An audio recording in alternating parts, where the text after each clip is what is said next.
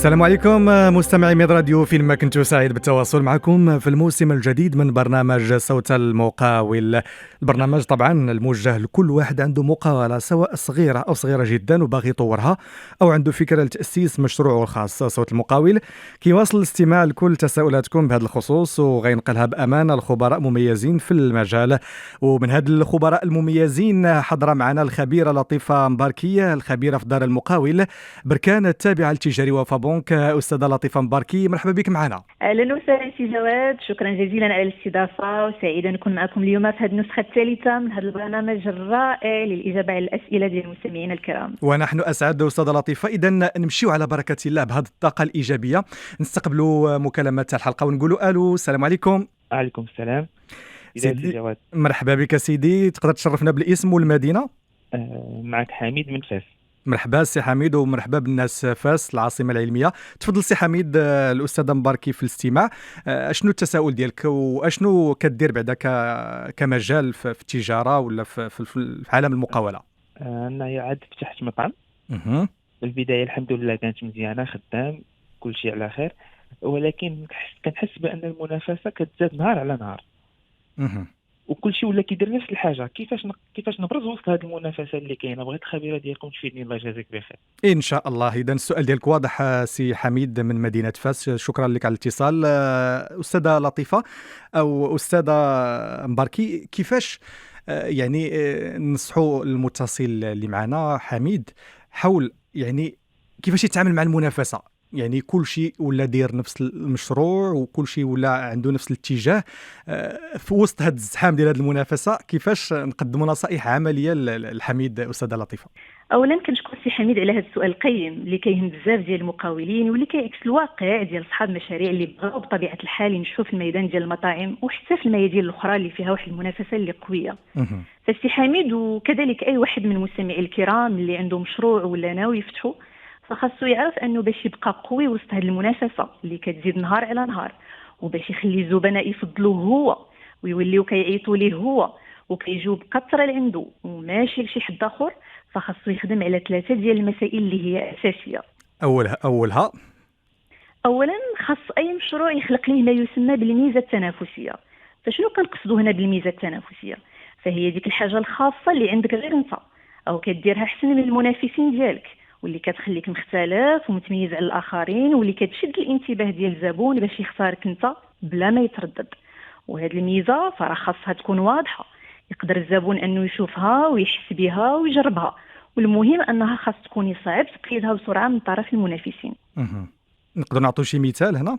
بطبيعه الحال السجوات، فمثلا نقدروا نهضروا على سرعه الخدمه، طريقه التقديم، المعامله الطيبه، ديكور مريح، موقع استراتيجي، يمكننا نهضروا على عروض خاصه، كيف ما يمكننا نهضروا على تجربه جديده مبتكره.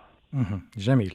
فهنا السي حميد باش تخلق هذه الميزه التنافسيه في المطعم ديالك يمكن لك تخدم على افكار متنوعه وعمليه، مثلا كسلطه يصاوبها الزبون بيديه على ذوقه عن طريق واحد البطاقه فيها خانات تخليه يختار المكونات اللي بغا. كذلك حاول تبتكر واحد لاصوص خاصه بك اللي فيها واحد الخلطه سريه ديالك وقدمها مع الاطباق، فهاد لاصوص غتولي علامه مسجله للمطعم ديالك، والزبناء غيبقاو يجيو خصيصا باش يذوقوها. بصراحة أستاذة مباركي، يعني الأمثلة اللي عطيتي ممتازة وفيها إفادة للمستمع اللي طرح السؤال سي حميد. يعني واش مازال كاينه شي فكرة أخرى اللي تكون متميزة حتى هي باش المستمع ديالنا المقاول حميد مول المطعم يعني يشد بها الزبناء وسط هذا البحر ديال المنافسة كيف كنقولوا؟ اكيد السي جواد. فالسي حميد يمكن له يفكر يدير بطاقه وفاء بسيطه للزبناء اللي كيجيو ديما، مثلا كل زياره يربحوا نقطه، وملي يجمعوا واحد العدد معين من النقاط يقدروا يحصلوا على طبق مجاني ولا تخفيض مهم. وهذه الطريقه السي حميد راه كتشد الزبون عندك وكتحفزو يرجع بزاف ديال المرات. اذا هنا السي جواد فاش السي حميد يخدم على الميزه التنافسيه في المطعم ديالو، فخاصو يركز على المساله الثانيه اللي هي القيمه المقترحه. فشنو كنقصدوا هنا بالقيمه المقترحه؟ فهي الفائده والربح اللي كيحصل عليه الزبون مقابل الثمن اللي كيدفعه. فإلا بغينا نقولوا هي النتيجه النهائيه اللي كيحس بها الزبون من هذه المزايا كلها. فمثلا فاش كتقدم ليه السلطه بالاختيارات المتنوعه اللي كاينه، فهنا الزبون كيحس باللي هو اللي صايبها بنفسه، وكتخليه مرتاح ومتاكد انه غادي ياكل حاجه على ذوقه 100%. وكيعيش واحد التجربه فريده من نوعها. وفاش كتقدم ليه لاصوص السريه الخاصه بالمطعم ديالك فكيحس بواحد المذاق مميز ما كيلقاهش في شي بلاصه اخرى.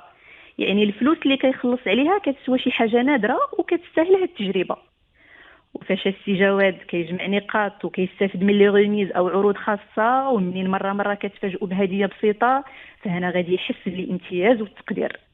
نعم، يعني عن طريق بطاقة الوفاء كيف ما قلتي. تماما السي جواد. وبلا ما ننساو فراه الا بغينا هاد المزايا التنافسيه وهاد القيمه المقترحه يخدموا مزيان، فراه خاصنا نضمنوا بعض الحوايج اساسيه اللي كيشدوا الزبون من اول دقيقه، كحسن الاستقبال والابتسامه ديال العمال، سرعه الخدمه بلا تاخير، النظافه في المطبخ وفي القاعه وحتى في الطاولات.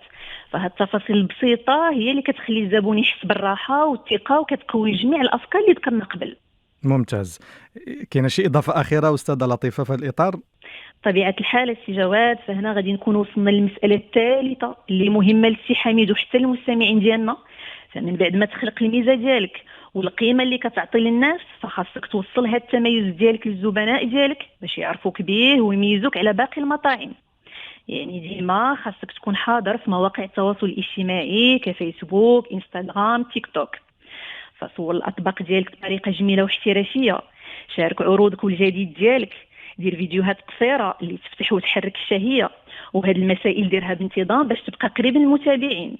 كذلك حاول تجاوب على التعاليق والاسئله ديال الناس بسرعه وخصوصا بادب. طيب هذا الشيء استاذه لطيف، اعتذر على المقاطعه، يعني في لي ريزو سوسيو وفي المواقع، اما داخل المطعم كيفاش يقدر يتفاعل مع الزبناء؟ اكيد السي جواد، فالسي حميد داخل المطعم ديالو خاصو يخدم على التواصل المباشر. خليك واضح في القائمه، وضح الاختيارات ديال الزبناء، درب وعلم الطاقم ديالك يكون باشوش، يستقبل الزبناء ابتسامه ويشرحوا لهم كل جديد في المنيو ديالك. فاذا السي حميد بهاد الثلاثه ديال الخطوات، ميزه تنافسيه، قيمه مقترحه وتواصل فعال، فغادي ديما تكون سابق المنافسه، والزبناء اكيد غيختاروك ويفضلوك انت. شكرا لك أستاذة لطيفة مباركي، صراحة النصائح 3 ديال النصائح قيمة جدا. شكرا لك على هذه التفاصيل، وإلى حلقة مقبلة إن شاء الله. شكرا لك سي جواد، وتحياتي ليك والمستمعين الكرام. شكرا جزيلا. إذا مستمعينا الكرام، بهكذا كنكون وصلنا لنهاية حلقة اليوم من برنامج صوت المقاول. دوزوا بخير.